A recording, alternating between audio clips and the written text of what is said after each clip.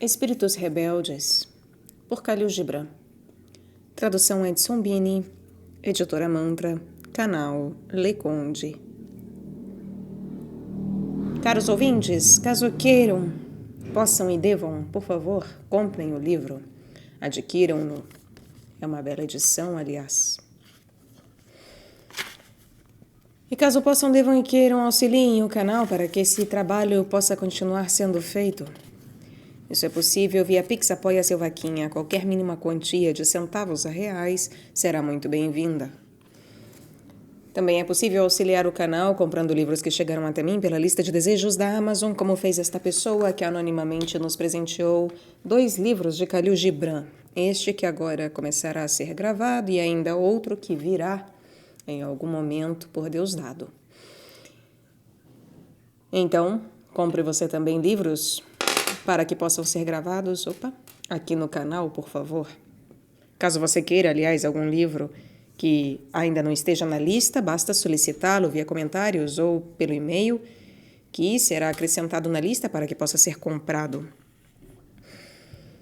E também é possível auxiliar o canal tornando-se membro agora. Tornando-se um membro, o canal atualmente conta com 4 membros apenas.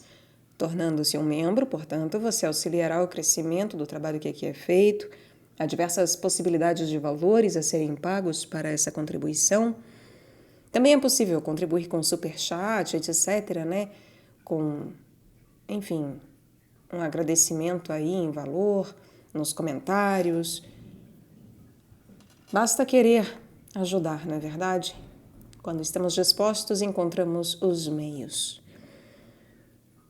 E, por favor, curtam, compartilhem, comentem, inscrevam-se no canal, porque tudo isso também faz muita diferença em termos de engajamento. Isso possibilita o crescimento aqui do canal, a dispersão e disseminação destes conhecimentos que são aqui disponibilizados publicamente e gratuitamente. Então, curtam, compartilhem, comentem.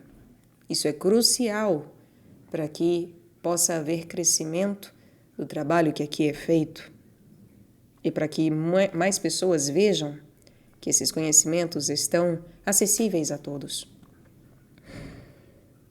Muito obrigada pela presença. Eu desejo a todos uma boa escuta. Este livro que aqui é lido, Espíritos Rebeldes, ele nos traz 4 histórias que Khalil nos presenteou, nos escreveu. O livro também conta com um prefácio. Cada história será gravada, uma por vez, o prefácio será pulado. O prefácio fala sobre um pouco sobre quando este livro foi escrito e qual a sua, como se diz? Qual a sua, enfim, a sua conjectura quando escrito e o que Khalil nos quis passar, etc. Edson Bini nos faz essa apresentação do livro e, mais uma vez, não será lido. Seguiremos diretamente para as histórias, começando pela primeira, Wardeh Al-Khani. Infeliz é o homem que ama uma donzela e a toma como companheira por toda a vida, vertendo aos pés dela o suor da sua fronte e o sangue de seu coração, depositando nas mãos dela os frutos de seu trabalho e o produto de sua labuta, para então saber, repentinamente, que o coração dela, que ele procurou conquistar com o esforço de dia e o cuidado à noite, é entregue como uma dádiva a outro homem, de modo que este possa extrair prazer do que há de oculto nesse coração e regozijar-se nos segredos do amor nele contido. Infeliz a mulher que desperta da ignorância da juventude para encontrar-se na casa de um homem que a domina com seus presentes e riquezas, e que a traja com generosidade e bondade, mas é incapaz de tocar seu coração com a chama viva do amor, e tampouco satisfazer a alma dela mediante o vinho divino que Deus faz fluir dos olhos de um homem para o coração de uma mulher. Desde os dias de minha juventude, eu conhecera Rashid Bey Numan. Ele era de origem libanesa, nascera e residia em Beirute. Descendia de uma velha e abastada família conhecida por seu apego à memória das antigas glórias. Gostava de contar com detalhes histórias sobre a nobreza de seus ancestrais. No seu cotidiano era fiel aos seus costumes e às tradições, e nestes refugiava-se em meio aos hábitos e às modas ocidentais que saturavam a atmosfera do Oriente como revoada de pássaros. Rashid Bey era um homem de bom coração e de índole generosa, mas como muitos homens da Síria, via apenas a superfície das coisas e não aquilo que se encontrava oculto sob ela. Não ouvia o canto de seu próprio espírito. Usava seus sentidos somente para escutar as vozes ao seu redor. Entretinha-se com coisas destituídas de importância, coisas que cegam as pessoas para os segredos da vida e desviam o espírito de seu entendimento das coisas ocultas da criação para a busca de prazeres efêmeros. Estava entre aqueles que se apressam a exibir seu amor e o seu ódio pelas pessoas e coisas, só para depois de algum tempo se arrepender de sua precipitação, ocasião em que o arrependimento se converte em causa de zombaria e desdém, em vez de indulgência e perdão. Foram essas coisas em sua natureza que uniram Rashid Bey Numan a Wardeh Al-Khani, antes que o espírito dela pudesse envolver o dele, a sombra de um amor que faz da vida de casados uma felicidade. Estive distante de Beirute por muitos anos, e quando retornei fui ver Rashid. Encontrei-o com o corpo débil e a tez pálida. No semblante contorcido tremulavam expressões de tristeza, e dos seus olhos doloridos a aflição falava silenciosamente de um coração partido e de um peito oprimido.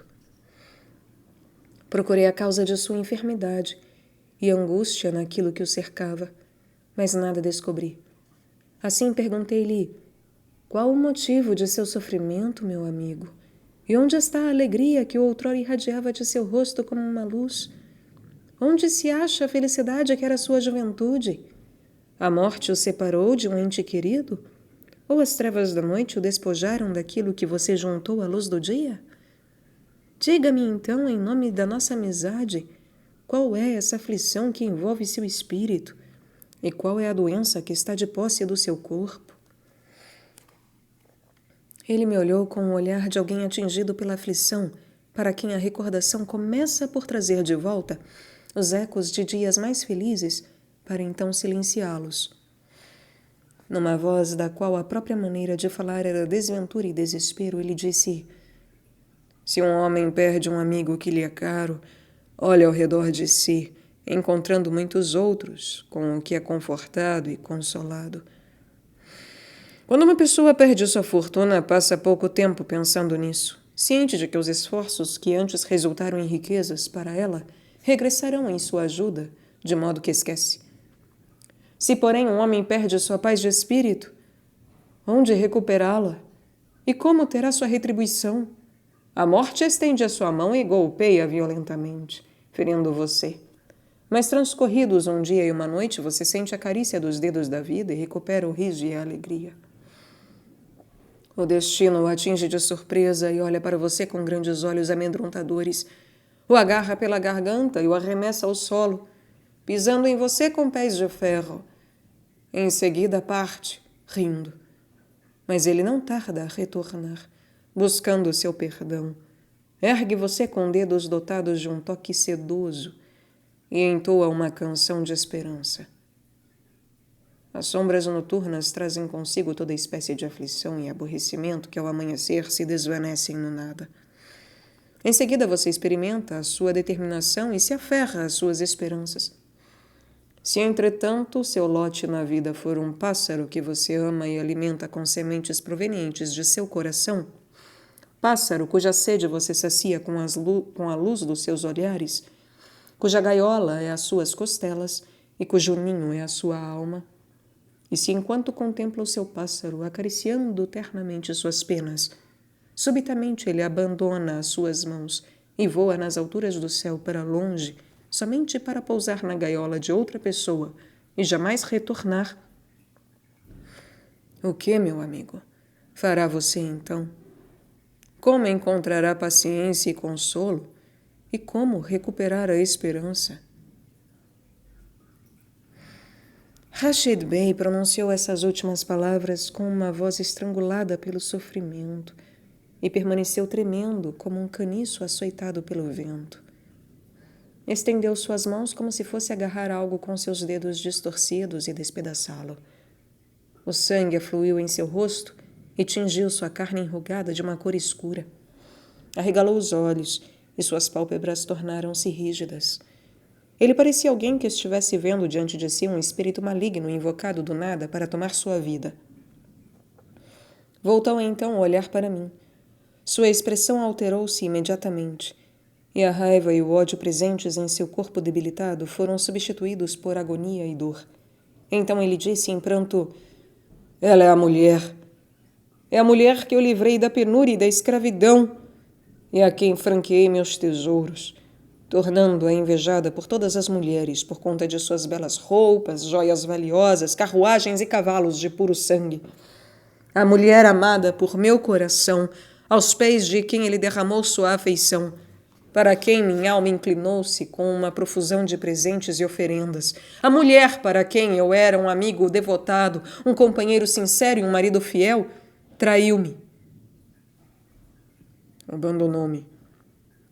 E se dirigiu à casa de outro homem para viver com ele à beira da pobreza, e com ele dividir o pão amassado com vergonha, e com ele beber água misturada com desonra e degradação. É a mulher que eu amei, o pássaro gracioso que alimentei com meu coração e cuja sede saciei com a luz dos meus olhos. O pássaro para o qual minhas costelas eram uma gaiola e minha alma um ninho, alçou o vôo das minhas mãos e pousou num outro ninho, num ninho construído com espinhos, para aí comer vermes e cardo, e beber veneno e fel. O anjo que instalei no paraíso de meu amor e afeição, para aí residir, transformou-se num demônio assustador, mergulhado na escuridão para o seu próprio tormento, mediante seus pecados, e o meu tormento, mediante seu crime. Aquele homem emudeceu e cobriu o rosto com suas mãos como se fosse proteger o seu eu do outro. Então suspirou e disse: "Isso é tudo o que eu posso dizer a você. Não me pergunte nada mais.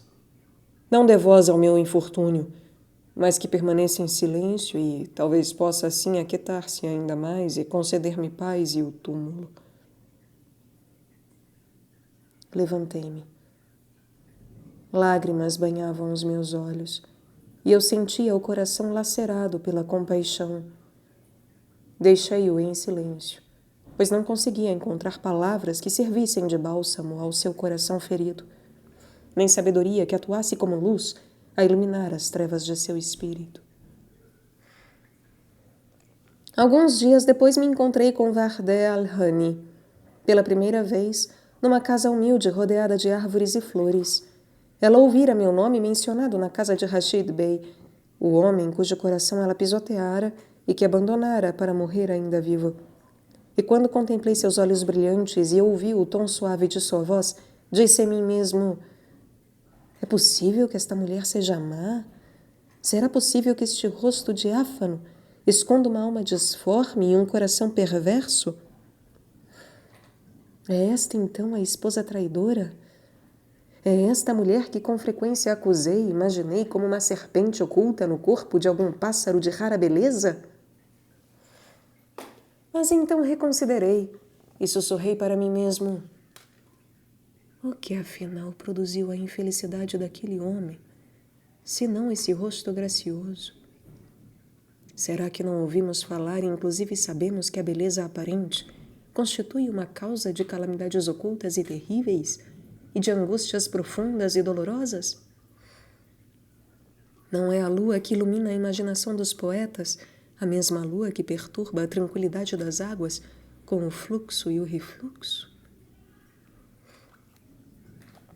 Sentei-me perto dela, como se houvesse ouvido o que eu pensava e não desejasse prolongar a luta entre minha perplexidade e meus pensamentos. Ela apoiou sua bela cabeça em minha mão alva, em sua mão alva, e numa voz em que se distinguiam as claras notas de uma flauta, disse: eu não me encontrei com você antes, meu amigo, mas seus pensamentos e sonhos repercutiram e chegaram a mim graças aos comentários das pessoas. E eu o conheço como alguém que tem compaixão por uma mulher oprimida, que mostra clemência em relação à fraqueza dela e sensibilidade diante de seus sentimentos e emoções. E é por causa disso que mostro a você meu coração e exponho abertamente o meu peito para que possa ver o que aí se acha escondido e, se eu quiser, revelar às pessoas que Vardeh Al-Hani jamais foi uma mulher má e traiçoeira. Eu tinha 18 anos quando o destino me conduziu a Rashid Numan, que tinha então perto de 40 anos. Ele me amava com paixão e, como costumam dizer as pessoas, suas intenções em relação a mim eram honradas. Então fez de mim sua esposa, tornando-me senhora de sua bela casa, onde havia muitos servos.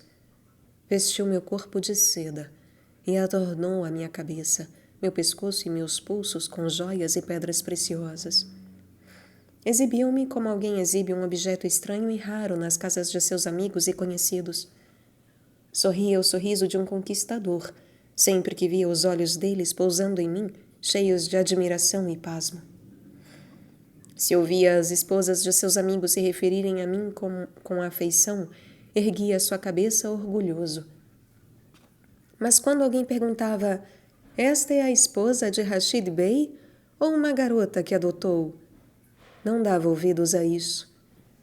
Tampouco prestava atenção quando outra pessoa observava: se Rashid Bey tivesse casado quando jovem, seu primogênito seria agora mais velho do que Vardeh Al-Hani. Tudo isso aconteceu antes que minha vida tivesse despertado do sono profundo da infância e antes que os deuses houvessem acendido em meu coração a chama do amor, antes que as sementes da afeição e do sentimento tivessem florescido em meu peito. Sim, tudo isso ocorreu num tempo em que eu pensava que a maior felicidade estava nos belos trajes que adornavam o meu corpo, numa carruagem elegante para me transportar e em tapetes de valor inestimável à minha volta. Quando, porém, acordei e meus olhos se abriram para a luz e senti línguas de fogo sagrado atingindo-me e ardendo, e uma fome do espírito a me dominar e machucar. Quando acordei e vi minhas asas a se moverem ora para a direita, ora para a esquerda, erguendo-me para as alturas as regiões do amor, para em seguida tremerem e se abaterem impotentes ao lado das correntes do costume que antes prendiam o meu corpo. Eu soube então o significado daqueles grilhões, ou o presságio daquele costume. Quando acordei e senti todas essas coisas, percebi que a felicidade de uma mulher não está na glória e no poder de um homem. Não está tampouco em sua generosidade ou clemência. Está sim num amor que liga o espírito dela ao espírito dele, vertendo o amor dela ao coração dele e fazendo de ambos um único membro no corpo da vida e uma única palavra nos lábios de Deus. Quando essa verdade que machucava revelou-se à minha visão, vi-me como uma ladra na casa de Rashid Numan, que comia o pão do proprietário e depois se escondia nas cavernas sombrias da noite. Sabia que cada dia passado ao lado dele era uma mentira, que a vergonha marcaria com ferro quente sobre minha fronte, em letras de fogo diante do céu e da terra. Pois eu não podia dar-lhe o amor de meu coração em troca de sua generosidade, nem podia conceder-lhe afeição em troca de sua bondade e compaixão. Tentei amá-lo, mas em vão, pois o amor é uma força que constrói nossos corações. Nossos corações são incapazes de criar essa força. Eu orei e supliquei, sem êxito. Orei, dirigindo-me ao silêncio das noites diante dos céus, pedindo-lhe que criasse no meu âmago uma afinidade espiritual que atraísse a mim o homem que fora escolhido para meu marido. Mas os céus não me atenderam, pois o amor desce sobre nossos espíritos mediante a ordem de Deus e não ao pedido dos seres humanos. E assim permaneci realmente por 2 anos completos na casa daquele homem, onde eu invejava a liberdade das aves dos campos, ao passo que as filhas de famílias da minha condição invejavam o meu cativeiro, semelhante a uma mulher despojada do único filho que concebera.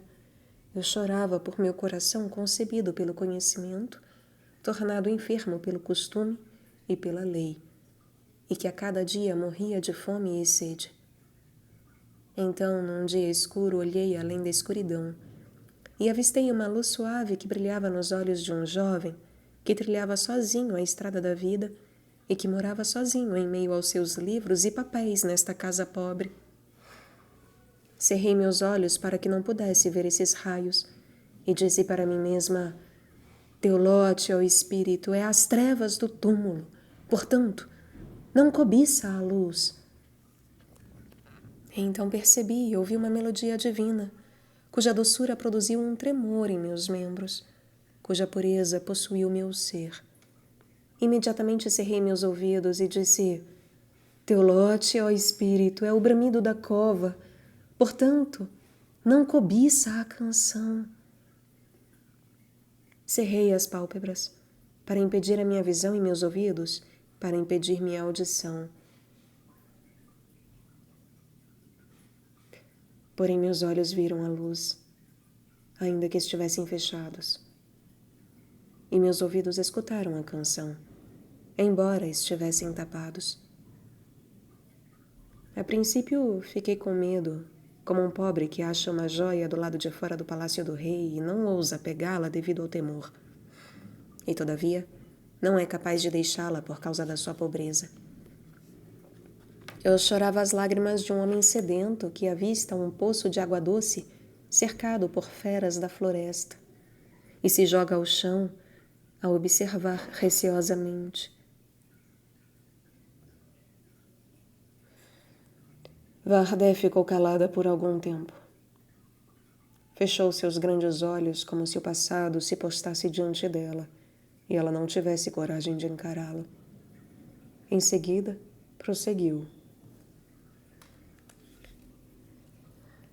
Aqueles que saíram do infinito e a ele retornaram e nada experimentaram das verdades da vida, desconhecem o significado da agonia de uma mulher quando seu espírito se coloca entre o homem que os céus quiseram que ela amasse e o homem a quem as leis de seus semelhantes aprenderam.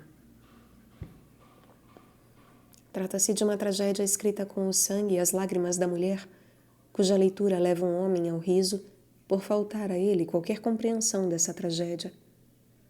Se chega a compreendê-la, seu riso se converte em crueldade e zombaria, e em sua ira ele cobre a cabeça da mulher com carvões em brasa e enche os ouvidos dela de blasfêmias e maldições. É tragédia encenada pelas noites sombrias no coração de toda mulher que tem seu corpo acorrentado ao leito de um homem que ela conhece como marido antes de conhecer o que é o casamento. Ela contempla seu espírito adejando em torno de outro que ela ama, com toda a sua alma, com toda a beleza e a pureza do amor. É uma árdua luta que começa com o nascimento da fraqueza numa mulher e da força num homem, e essa luta não finda até o dia em que a fraqueza deixa de ser uma escrava da força. Trata-se de uma guerra destrutiva entre as leis corruptas dos homens e as emoções sagradas do coração. Outrora fui arrojada na arena e o medo quase me destruiu, e o pranto me reduziu à prostração. Mas eu me ergui, lancei ao longe a covardia das filhas da minha condição social e libertei minhas asas dos grilhões da fraqueza e da submissão. Voei para as alturas, rumo às amplas aragens do amor e da liberdade. E agora me regozijo ao lado do homem com quem deixei a mão de Deus como a única chama ardente antes do começo do tempo. Não há nenhuma força neste mundo capaz de privar-me de minha felicidade, pois ela brota do amplexo de duas almas unidas pelo entendimento e abrigadas pelo amor. Vardel olhou-me com um olhar significativo, como se fosse perfurar o meu peito com seus olhos para descobrir o efeito de suas palavras em meu coração e ouvir o eco de sua voz em meus ossos. Contudo, eu permaneci calado, com receio de interromper o seu discurso. Então ela falou com uma voz que encerrava a amargura da recordação e também a doçura da liberdade e da libertação, e disse: as pessoas dirão a você que Vardel Rani é uma mulher traidora e infiel, que obedeceu ao seu coração sensual e abandonou o homem que a elevou até ele e a tornou senhora de sua casa. Dirão a você que ela é desavergonhada, uma prostituta, que manchou a coroa sagrada do matrimônio com suas mãos impuras e que a substituiu por uma coroa abjeta, feita com os espinhos do inferno. E que se despiu dos trajes da virtude para vestir os trajes da vergonha e do pecado.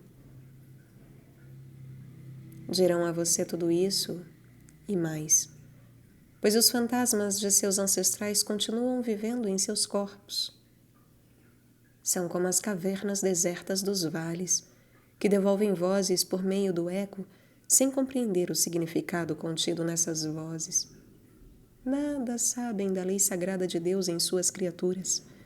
Tampouco são conhecedoras da verdadeira fé. Ignoram quando um ser humano é culpado e quando é inocente, preferindo considerar apenas coisas externas. Seus olhos míopes não veem o que está oculto. Sentenciam os indivíduos na ignorância, sendo para elas iguais o culpado e o inocente, e o bom e o mau. Ai daqueles que julgam e pesam. Eu era uma meretriz e uma mulher infiel na casa de Rashid Numan, por ele ter feito de mim aquela que compartilhava de seu leito em função da tradição e do costume, e não da qualidade de uma esposa perante os céus, a ele ligada pela lei sagrada do amor e do espírito. Aos meus próprios olhos e perante Deus, eu era alguém abjeto e impuro ao tomar sua propriedade para que ele pudesse tomar meu corpo. Mas agora eu sou pura e limpa, pois a lei do amor libertou-me. Tornei-me fiel e boa, porque parei de fazer comércio com o meu corpo por pão e com meus dias por roupas. Sim, eu era uma prostituta quando as pessoas me consideravam uma esposa virtuosa.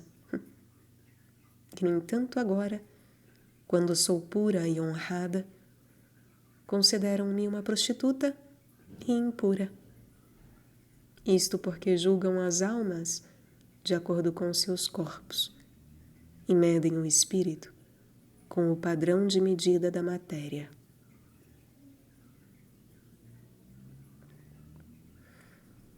Vardé silenciou e olhou para a janela. Apontou na direção da cidade com a sua mão direita.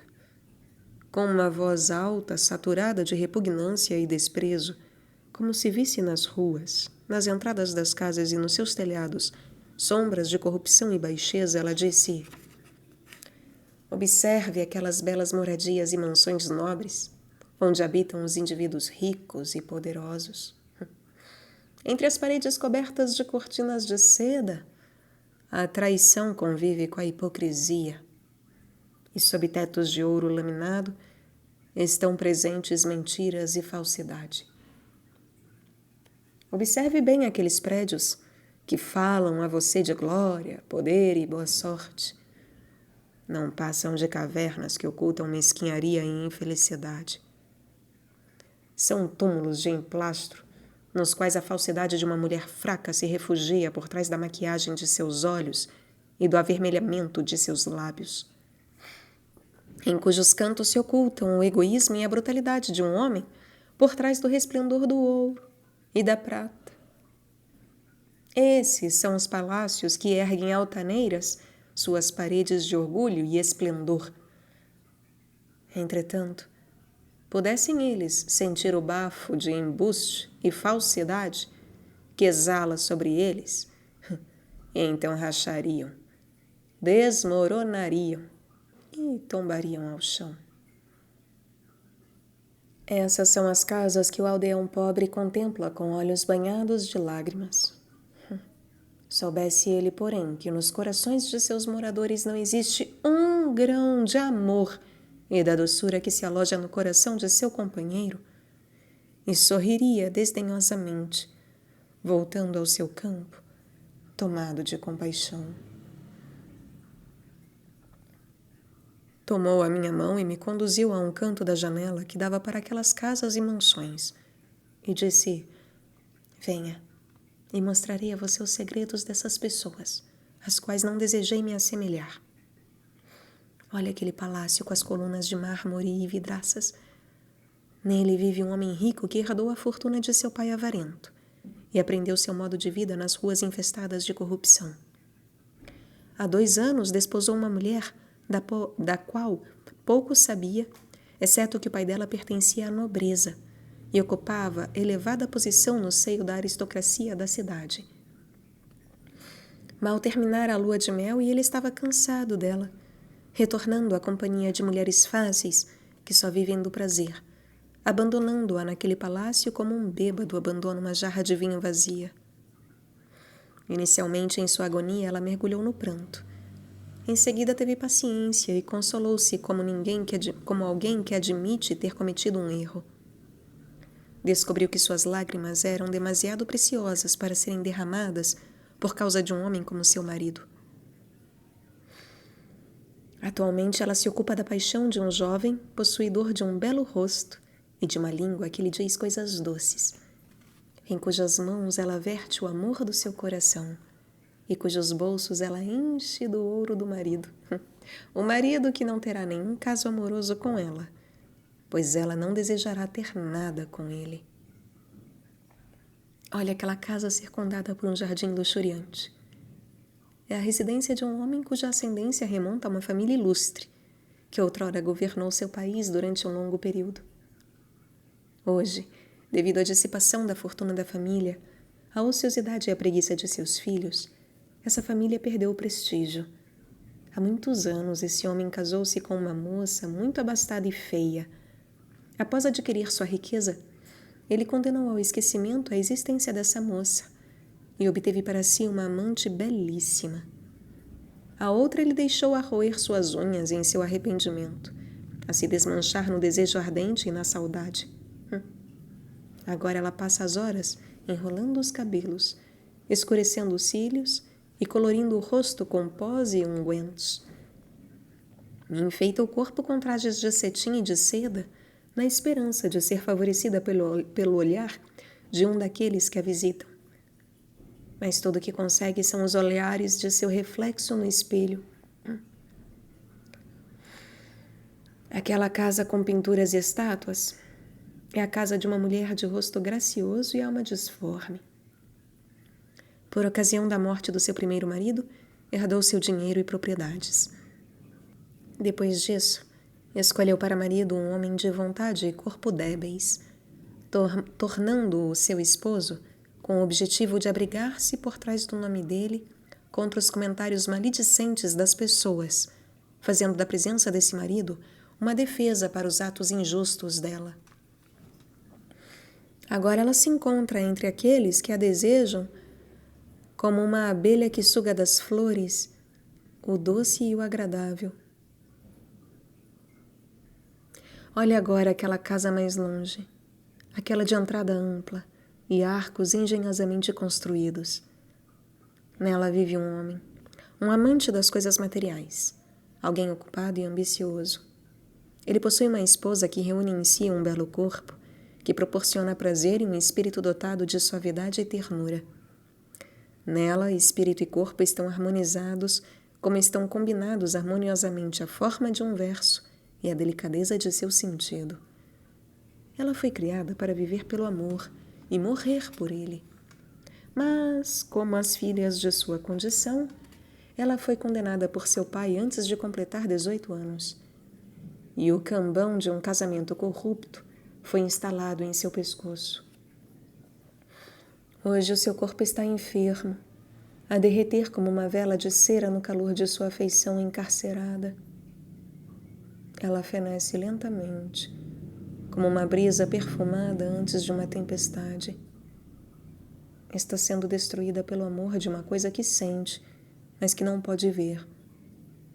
Anseia que o amplexo da morte a liberte de seu estado estéril e a livre de ser escrava de um homem que passa seus dias acumulando riqueza e as noites contando dinheiro, enquanto amaldiçoa a hora em que tomou para si uma mulher infértil, que para ele não concebeu um filho para herdar sua fortuna e perpetuar seu nome. Olhe agora para aquela casa situada isoladamente em meio aos jardins. É a morada de um poeta talentoso, detentor de um pensamento grandioso e de crença espiritual. É casado com uma mulher obtusa e de mentalidade grosseira. Ela zomba de seus versos, porque nada compreende deles, e desdenha suas obras porque para ela são estranhas. Todavia, agora ele a deixou pelo amor de outra, uma mulher casada, sensível e sábia, que ilumina o coração dele através de seu amor e que, com seu olhar e sorriso, o inspira para a criação de discursos imortais. Vardé mais uma vez silenciou e fez uma pausa. Sentou-se junto à janela, dando a impressão que seu espírito se cansara de sua perambulação pelos cômodos ocultos daquelas habitações. Voltou então a falar e disse num tom ligeiro: esses são os lugares onde não quis viver. Esses são os túmulos onde não desejei ser enterrada viva. Aquelas pessoas de cujos costumes me libertei e cujo cambão atirei longe de mim são as que unem e se ajuntam pelos seus corpos, mas que em espírito se mantêm em mútuo conflito. Nada há que interceda por elas perante Deus, exceto a ignorância de suas leis. Eu não as julgo, mas tenho pena delas. Tampouco as odeio. Odeio apenas o ato de se renderem a mentiras e à hipocrisia. Expus a você os segredos delas e revelei o que se acha em seus corações, não por valorizar a difamação e a calúnia, mas para que você conhecesse a verdade acerca de uma gente a qual eu assemelhava no passado e da qual escapei. E para revelar a você a conduta de gente que somente fala mal de mim, porque me privei de sua amizade para conquistar a minha alma e abandonei seus costumes enganosos com o objetivo de voltar o meu olhar para a luz onde residem a sinceridade, a verdade e a justiça. Expulsaram-me de seu convívio. Porém estou contente, pois sei que são aqueles cujos espíritos se rebelam contra a falsidade e a opressão que a multidão expulsa de seu meio. Aquele que não prefere o exílio à escravidão não é livre naquela liberdade que é constituída por verdade e dever. Ontem eu era uma mesa farta da qual Rashid Bey se acercava quando experimentava a necessidade de alimento. Nossos espíritos, contudo, se conservavam separados, como servos humildes que permanecem à distância. Quando o conhecimento me atingiu, repudiei com asco essa servidão e tentei submeter-me à minha sorte, mas fui incapaz de fazê-lo, pois meu espírito proibiu-me de passar meus dias na prostração diante de um ídolo erigido pelos olhos negros e chamado de lei. Rompi minhas correntes, mas ainda não sabia como tirá-las de mim, até ouvir a convocação do amor e ver o espírito preparado para a partida. Saí da casa de Rashid Numan como um prisioneiro sai da sua prisão, deixando atrás de mim joias, servos e carruagens. E vim para a morada do meu amor, destituída de vistosas mobílias, mas repleta das coisas do espírito. Sei que nada fiz, salvo o que era certo, pois a vontade celestial não era que eu cortasse minhas asas e me prostrasse no pó, escondendo a minha cabeça entre meus braços, ao mesmo tempo que de meus olhos vertia o sangue de minha vida e dizer: este é o meu lote na vida. Os céus não decretaram que passasse minha existência bradando em agonia na noite a dizer: quando chegará a aurora? E quando ela chegasse, perguntar: quando se encerrará este dia? Não foi decretado que o ser humano deva ser infeliz e triste, já que em seu âmago é gerado o desejo da felicidade, porque a glória de Deus reside na felicidade de um ser humano. Esta, portanto, é minha história, e este é meu protesto diante do céu e da terra. Eu a cantarei e narrarei, porém as pessoas taparão os ouvidos e não ouvirão, pois temem a rebeldia de seus espíritos e receiam que as fundações da sua sociedade sejam abaladas e desmoronem sobre suas cabeças. Esse é o caminho áspero e acidentado que trilhei antes de alcançar o auge da minha felicidade. Se a morte acontecesse agora e me levasse, meu espírito se colocaria altaneiro diante do poder supremo, sem medo e sem tremor, mas com esperança e alegria. E os véus de meus pensamentos secretos tombariam perante o grande juiz, revelando a sua alvura de neve, pois tudo o que fiz foi a vontade do Espírito que Deus realmente destacou de si mesmo. Eu segui o brado do coração e o eco das melodias celestiais. Eis então a minha história, a qual os habitantes de Beirute consideram uma maldição nos lábios da vida e uma chaga no corpo da sociedade. Mas se arrependerão quando os dias vindouros despertarem em seus corações, corações sombrios, o amor do amor, como o sol faz nascer flores das profundezas da terra, a mesma terra repleta dos restos dos mortos.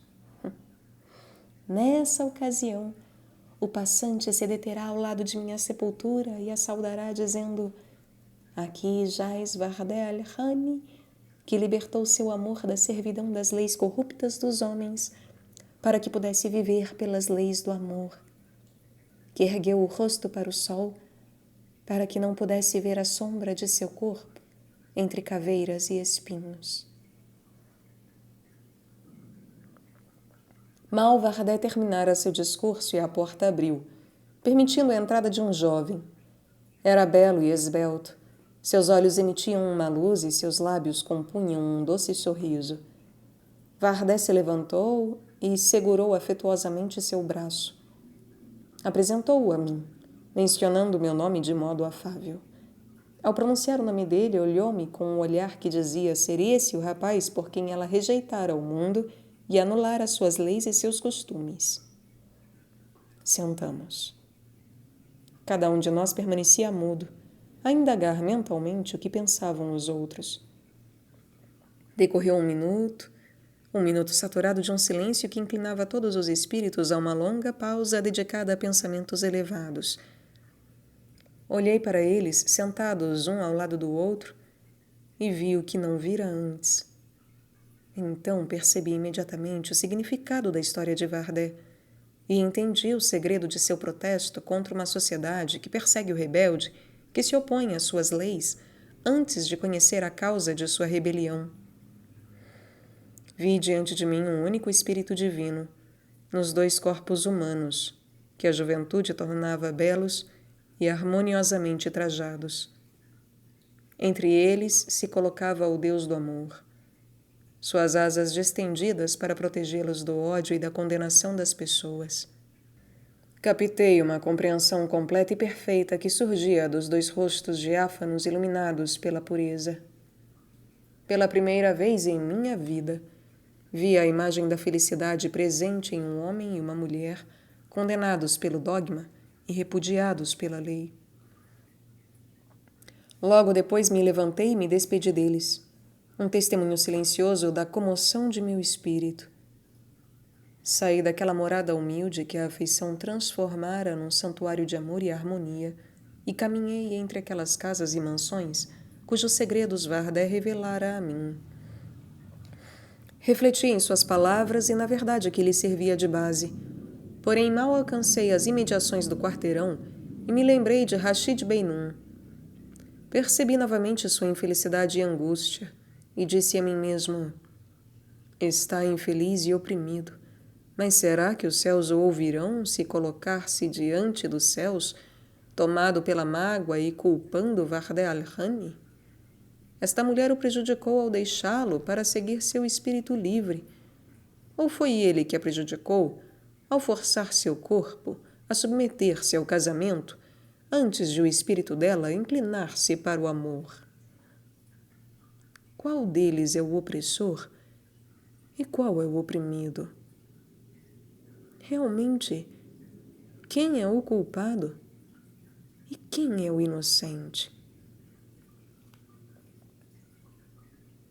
Prossegui no meu monólogo mental examinando os estranhos acontecimentos de então e mais uma vez falei comigo mesmo: é frequente a vaidade levar mulheres a abandonar seus maridos pobres para irem de encontro a homens ricos, pois a paixão feminina por roupas elegantes e uma vida tranquila de facilidades, torna a mulher cega, conduzindo-a à vergonha e à ruína. Fora Vardé Al-Hani ignorante e procurara o prazer do corpo ao proclamar sua independência perante os líderes do povo e seguir um jovem de pendor espiritual?